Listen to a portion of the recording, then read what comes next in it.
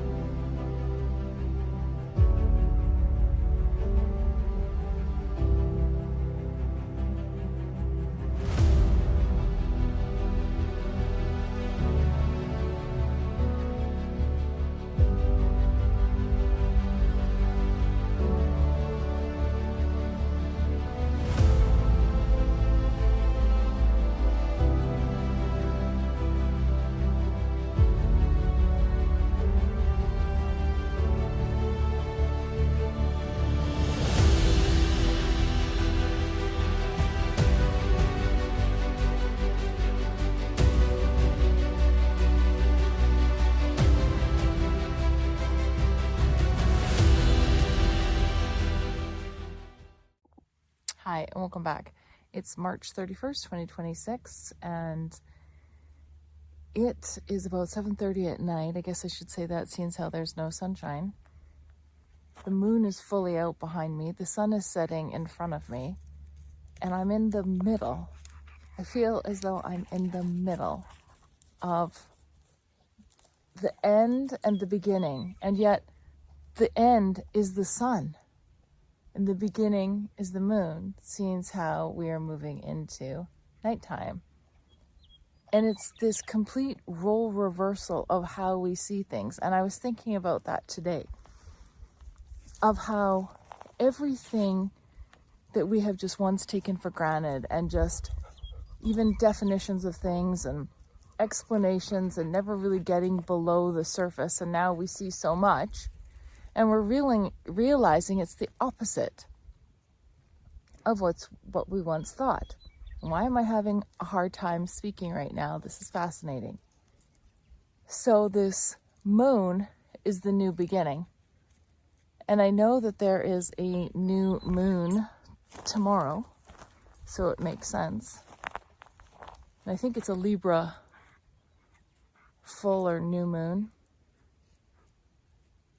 But that sense of closure, the closure of so many more things. And because we're moving so quickly, there is this sense of, we don't even know what we're closing. We don't even know what we're beginning. We are just moving. Once you finally get on a path that aligns with your frequency and your energy, you're just shooting off. And it's amazing when you actually rise above to see what's happening, how far we've come, and how so many things in the past that felt so certain and so true aren't even in your periphery. You can't even quantify or qualify your choices because they are irrelevant. And when you get to that place, this perfect in-between, it's making the decision once again. Do I step into the new, or do I try to stay in the old, in the light? And the dark has got such a bad rap of being this, density and darkness and heaviness. And I agree, it can be that. But so can a false light. the moon high in the sky and the sun setting, and me just right here in the middle between the two.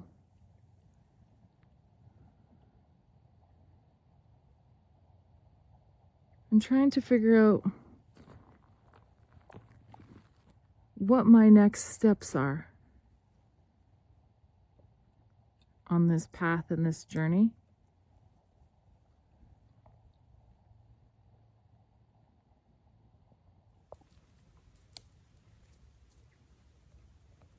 And so as I contemplate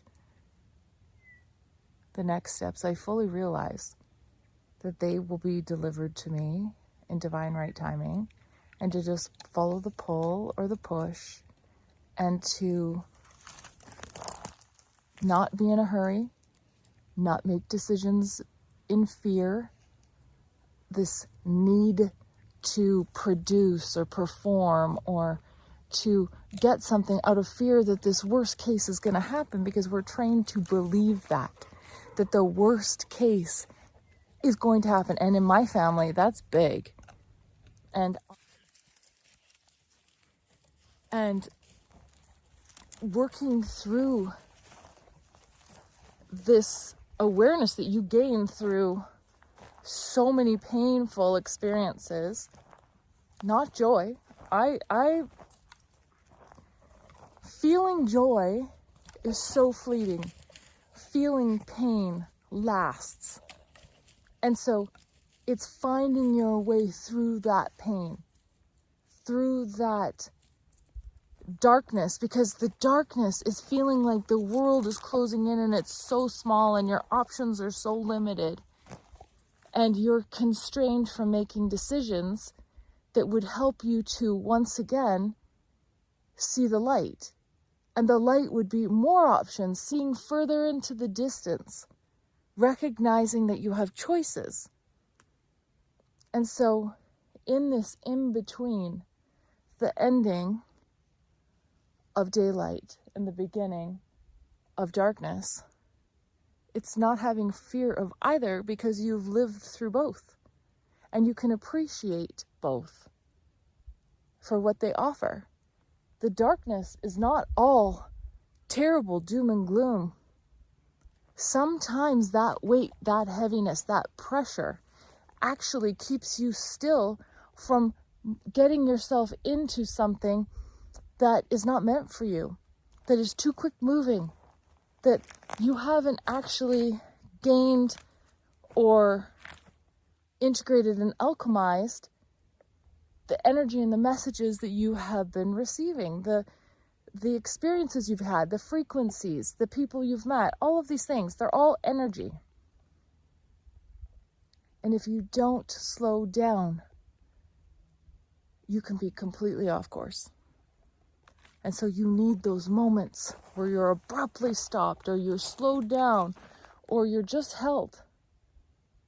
And as frustrating as that may be, it is in your best interest not to push through and turn inward and start to understand, what is it that I am being shown right now, and how can I use that for my highest good?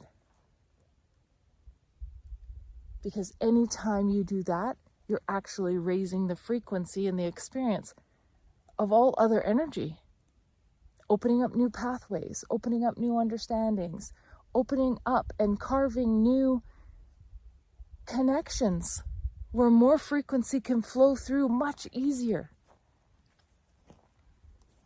People who have taken those steps and moved themselves into places that have been uncomfortable, saying things that felt so out of body, out of character, and then feeling free because of it.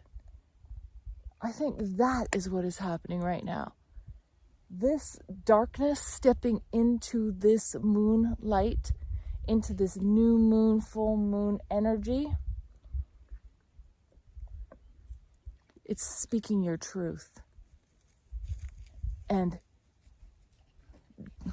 be damned. Anyone who says that that's too dark or too negative. We can see the beauty in everything.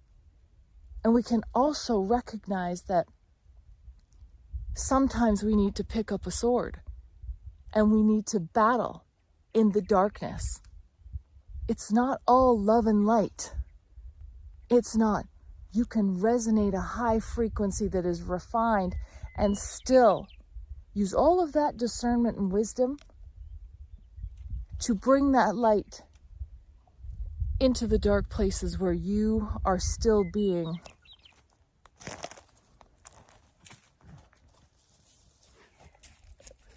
attacked, pressured,